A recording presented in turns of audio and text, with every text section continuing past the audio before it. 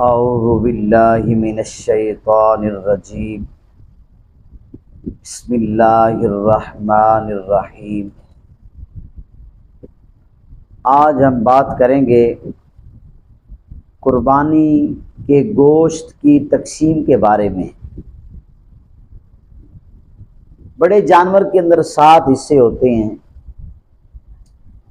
جب گوشت بنایا جاتا ہے تو اس کو اندازے سے تقسیم کیا جاتا ہے۔ علماء کا موقف ہے کہ اندازے سے تقسیم نہ کیا جائے بلکہ وزن کے حساب سے اسے تقسیم کیا جائے۔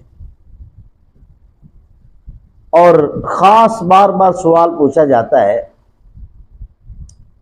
کہ جانور کے اندر کلیا ہوتا ہے جس کو کلا بھی بولتے ہیں، اور پائے، وہ جو 7 حصے دار ہیں وہ 7 کا پروگرام ہوتا ہے کہ میں ہی لے جاؤں چاروں۔ تو علماء کا موقف ہے کہ اس کو بنا کے گوشت کے اندر شامل کیا جائے، کیونکہ کسی کے دل کے اندر ایک رائی برابر بھی خیال نہیں آنا چاہیے کہ یار وہ لے گیا، وہ زیادہ لے گیا، مجھے تھوڑا ملا، تو اس طرح کا خیال نہیں آنا چاہیے۔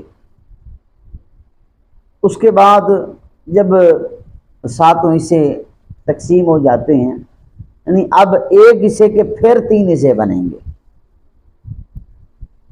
تو شریعت کے اندر یہ ہے کہ اگر 3 حصے، ایک حصہ غرباء کے لیے ہے یعنی مستحقین لوگوں کے لیے، اور ایک حصہ رشتہ داروں کے لیے ہے، اور ایک حصہ اپنے گھر کے لیے ہے۔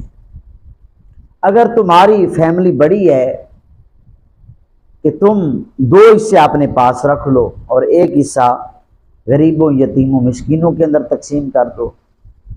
اگر تم سارا کا سارا گوشت بھی اپنے گھر رکھ لیتے ہو تو پھر بھی قربانی ہو جائے گی، کوئی حرج نہیں ہے۔ اور ایک بار بار مسئلہ پوچھا جاتا ہے کہ ہم جو ہے نا رشتہ داروں کو دعوت دیتے ہیں قربانی کے موقع پر، وہ ہمارے گھر آ جاتے ہیں، تو پھر بھی وہ جو دوسرا حصہ تقسیم کرنا ہے؟ نہیں بھائی، اگر تم نے دوست احباب رشتہ داروں کو دعوت دے رکھی ہے، وہ تمہارے گھر آئیں گے، تو آپ وہ حصہ اپنے پاس رکھ لیں، بلکہ زیادہ ثواب ہے۔ آپ تو سالن تیار کر کے ان کو کھلائیں گے، تو اس میں کسی قسم کا کوئی حرج نہیں ہے۔ اللہ تعالیٰ عمل کی توفیق عطا فرمائے۔